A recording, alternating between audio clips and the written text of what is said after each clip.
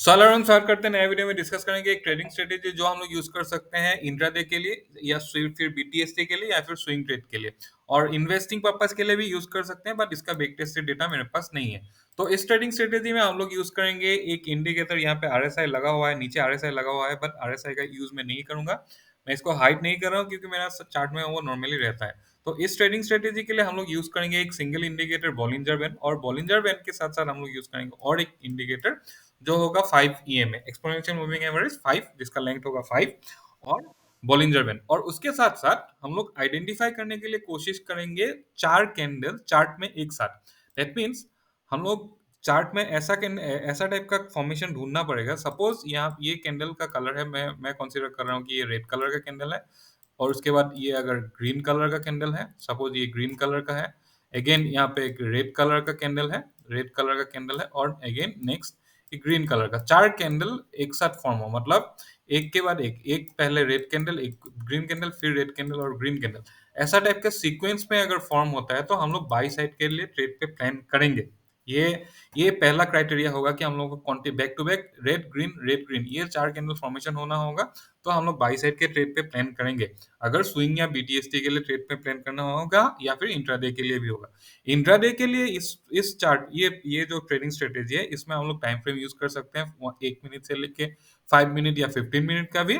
और बीटीएसटी या स्विंग के लिए जब यूज करेंगे तो उसमें हम लोग यूज कर सकते हैं 75 मिनट से लेके 1 डे का 1 डे टाइम फ्रेम यूज कर सकते हैं। आइदर 75 मिनट का टाइम फ्रेम यूज करेंगे या फिर डेली का टाइम फ्रेम यूज करेंगे। ओके, तो इस स्ट्रेटेजी में हम लोगों ने ऑलरेडी देख लिया कि हम लोगों को चार कैंडल का सीक्वेंस ढूंढना होगा, जहां पे पहला जो कैंडल होगा रेड, उसके बाद कैंडल होगा ग्रीन, उसके बाद कैंडल का कलर होगा रेड, और उसके बाद उसका कैंडल का कलर होगा, फोर्थ कैंडल का कलर होगा ग्रीन।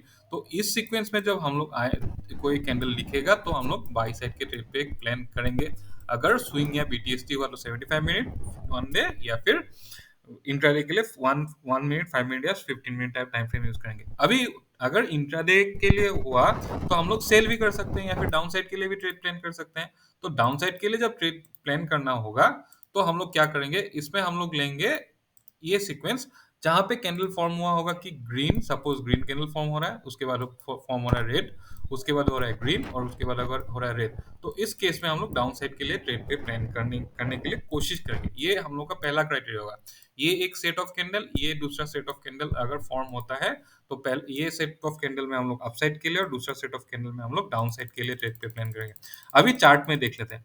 जैसे अभी चार्ट में क्या होगा, हम लोग एक इंडिकेटर प्लॉट कर लेंगे। ऑलरेडी हम लोगों ने मैंने डिस्कस किया था कि हम लोग बोलिंजर बैंड यूज करेंगे और उसके साथ 5 ईएमए यूज करेंगे। तो इसमें जब जब ये कैंडल फॉर्मेशन होगा उस टाइम पे हम लोग को अलर्ट हो जाना पड़ेगा। तो वो अलर्ट होने के लिए सपोज मुझे यहाँ पे 4 सीक्वेंस कैंडल, मैं ये एक कस्टमाइज इंडिकेटर है, वो इंडिकेटर का स्क्रिप्ट अगर चाहिए तो मिल जाएगा।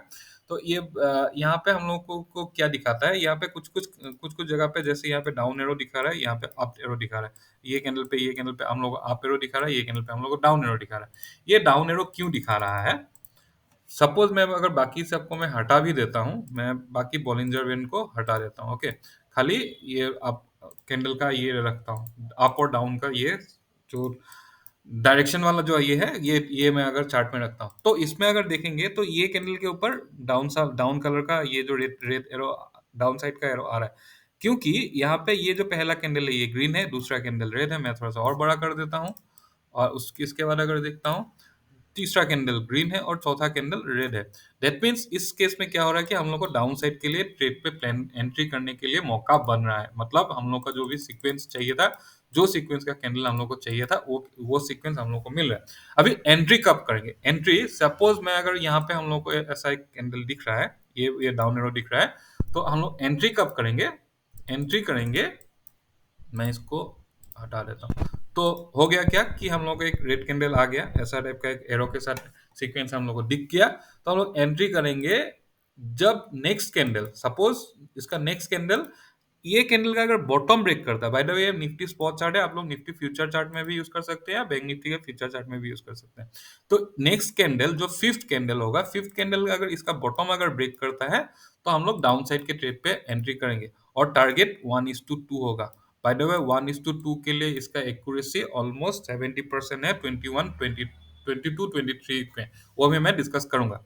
तो यहाँ पे क्या होगा, हम लोग ये कैंडल का अगर बॉटम ब्रेक करता है तो डाउन साइड के लिए ट्रेड पे प्लान करेंगे। एक स्ट्रक्चर बन गया, डाउन साइड के लिए कब प्लान करेंगे और हम लोग का क्या होगा, रिस्क टू रिवर्ट क्या होगा। बाय द वे, ये जो स्ट्रेटेजी है हम लोग 2:30 या 2:45 के बाद अप्लाई नहीं करेंगे। ये इंपॉर्टेंट है, 2:30 बजे के बाद, 2:45 के बाद ये स्ट्रेटेजी को हम लोग अप्लाई नहीं करेंगे।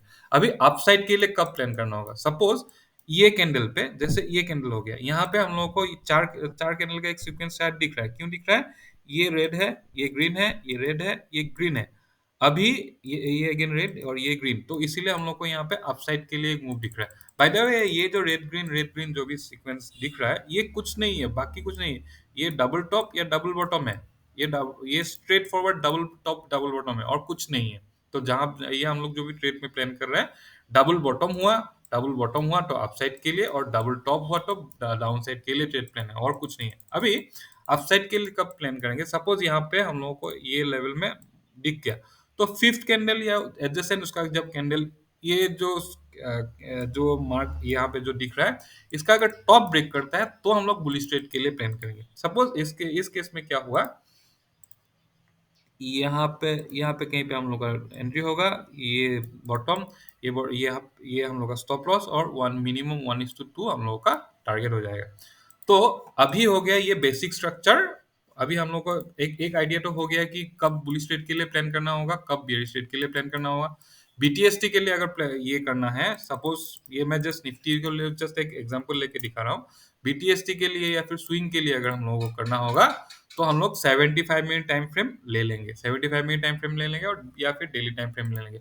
अभी 75 मिनट या डेली टाइम फ्रेम में अगर लेके देखते हैं, तो यहाँ पे जहाँ पे भी डाउन साइड के लिए ट्रेड पे, यहाँ पे डाउन बन रहा है, डाउन के लिए ऑब्वियसली ऑप्शन के साथ हम लोग जा सकते हैं। अगर कोई स्टॉप हुआ, स्टॉप होने से भी स्टॉप ऑप्शंस के साथ जा सकते हैं, या फिर स्टॉक में फ्यूचर के साथ भी जा सकते हैं। या फिर अगर बाई करना हो, जैसे यहाँ पे बाई सिग्नल आया है, सपोज मैं अगर कोई दूसरा एक ये ले लेता हूँ, सपोज मैं क्या लूँ, सपोज रिलायंस ही ले लेता हूँ, RELIANCE, रिलायंस ले लेता हूँ। ओके, तो रिलायंस में मुझे स्विंग करना है, तो यहाँ पे बाई सपोज, और मुझे प्लेन बाई करना है, तो प्लेन बाई मैं कब करूंगा, जब जब सपोज मुझे मेरा टारगेट बड़ा है या फिर स्टॉप लॉस में बड़ा रख सकता हूँ, तो मैं 75 मिनट टाइम फ्रेम की जगह पे डेली टाइम फ्रेम में ले लूंगा, 1 डे का टाइम फ्रेम में ले लूंगा, और 1 डे का टाइम फ्रेम में मैं बुलिश ट्रेड के लिए, प्योर बुलिश ट्रेड के लिए प्लान करूंगा, अगर मेरा सीक्वेंस दिखता है तो। अभी नेक्स्ट फंडा आ गया कि हम लोगों को बाई या सेल तो कब कब करना है, ये हो गया, हम लोग क्लियरिटी हो गया। लेकिन उसके साथ साथ जो दूसरा इंपॉर्टेंट क्राइटेरिया है, जो हम लोग इंडिकेटर यहाँ पे यूज करेंगे, ये है बॉलिंजर बैंड। और बॉलिंजर बैंड के साथ साथ ये अपर, यहाँ पे मैं अपर और लोअर सिलेक्ट कर रहा हूँ, दैट मीन्स ये अपर बॉलिंजर बैंड और लोअर बॉलिंजर बैंड सिलेक्ट कर रहा हूँ।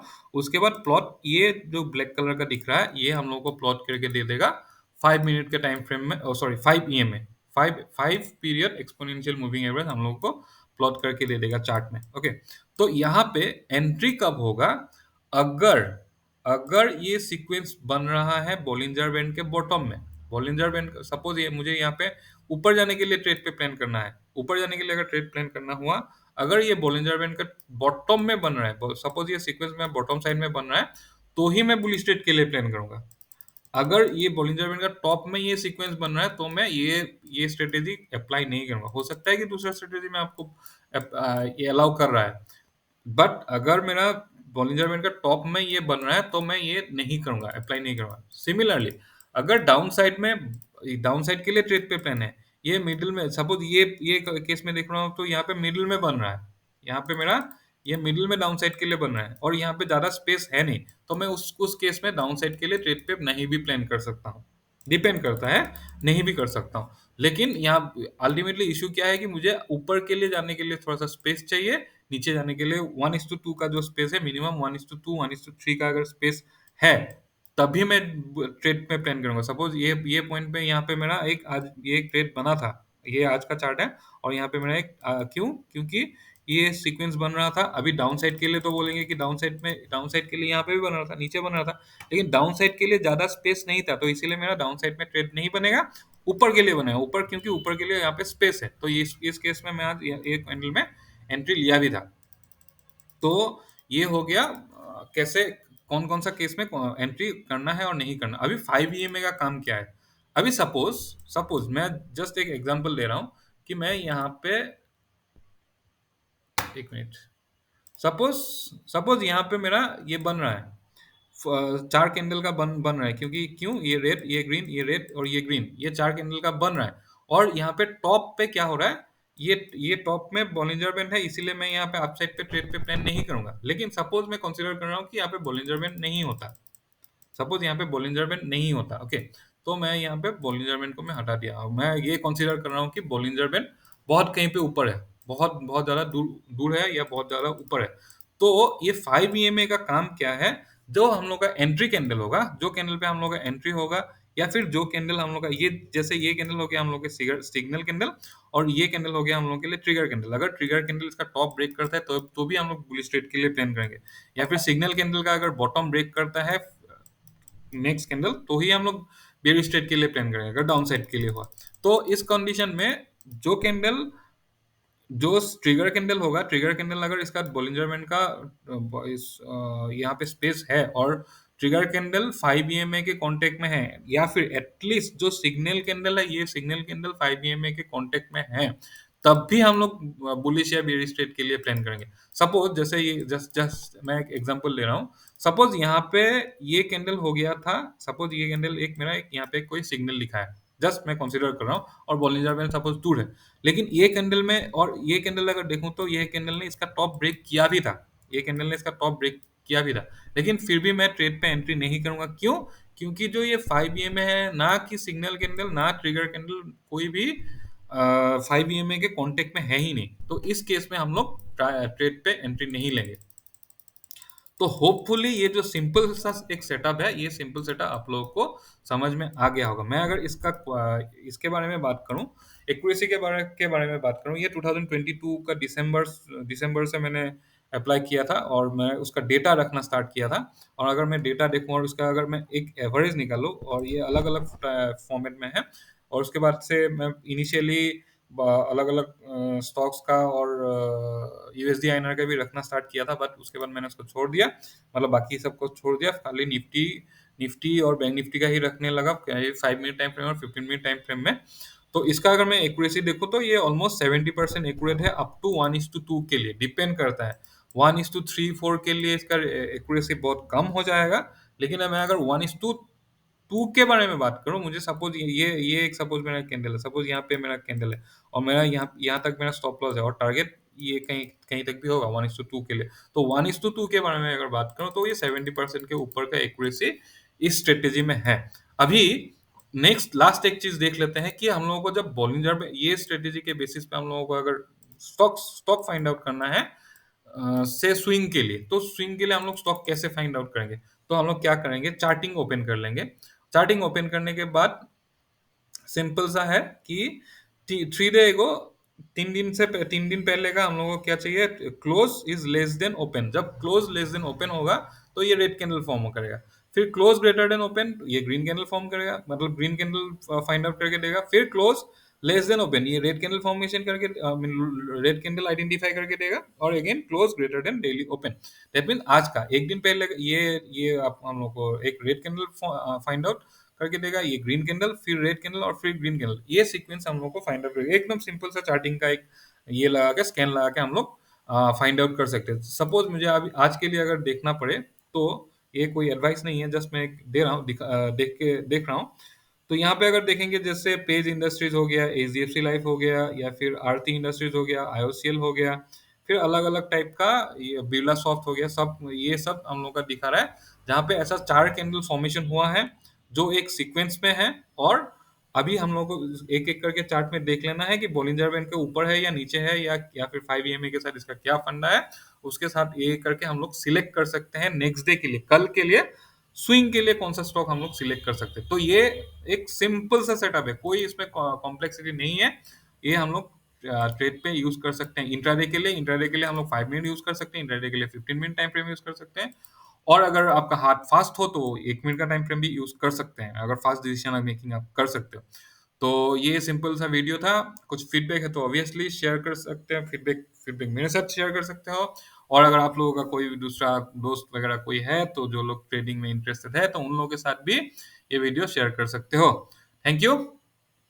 और हाँ, वीडियो अगर लाइक करना है तो ऑब्वियसली लाइक कर सकते हो, एग्री कर सकते हो, एग्री करते हो तो लाइक कर सकते हो। और ये अगर जो स्क्रिप्ट है, ये स्क्रिप्ट अगर चाहिए तो एक बार कमेंट में हाई लिख दीजिएगा, स्क्रिप्ट बोल दीजिएगा तो मैं उसमें डाल दूंगा कमेंट में। तो ये था एनालिसिस, ओ सॉरी, ये तो एनालिसिस नहीं है, ये स्ट्रेटेजी फीडबैक है, ऑब्वियसली शेयर कीजिए। Bye bye, thank you.